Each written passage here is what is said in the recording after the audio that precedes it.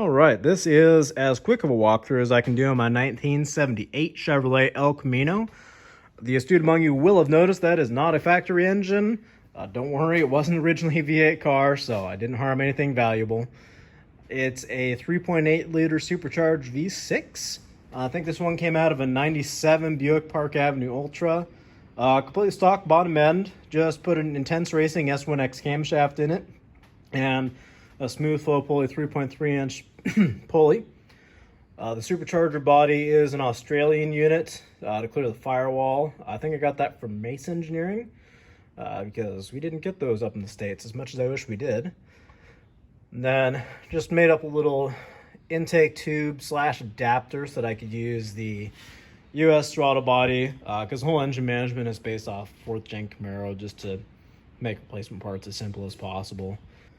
For those of you not familiar with these engines, they did originally run 2 belts. They ran one for the supercharger and then one for all the accessories. I was not running AC or power steering on this car because it is a non-AC manual steering car.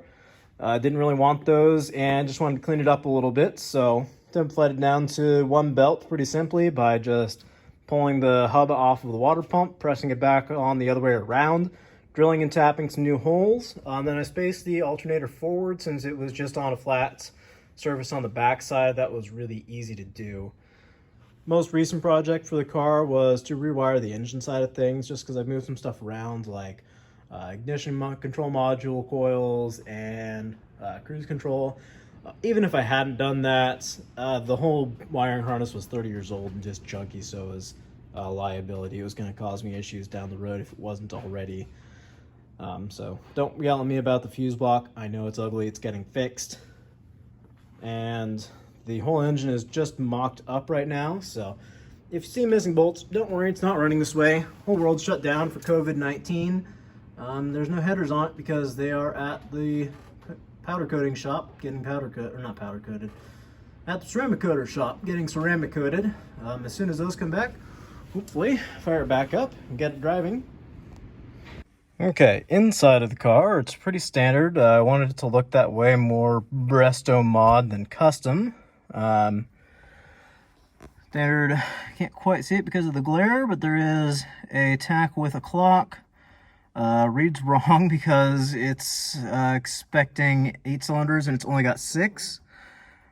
Speedometer out of like a 90 or 91 Suburban so that I could use the electronic output from the transmission and ECM. It does have a functional check engine light. Is it powered? Yeah, there it is. It is 5-speed. So the transmission is out of a 4th Gen Camaro. It utilizes the tail shaft from roughly same generation S10, just to move the shifter further forward to clear the base of the bench because I didn't want to keep the bench. And then I high cut the base of the shifter so that it would clear this guy here, turned down a little extension, bent it, and it falls to hand really nicely. It's got a relatively tight gate, but primarily it's really comfortable, which is important because the point of this vehicle was to be a daily driver / parts hauler that still got reasonable fuel economy and wasn't incredibly slow. Oh yeah, I've also got this that needs to go into it.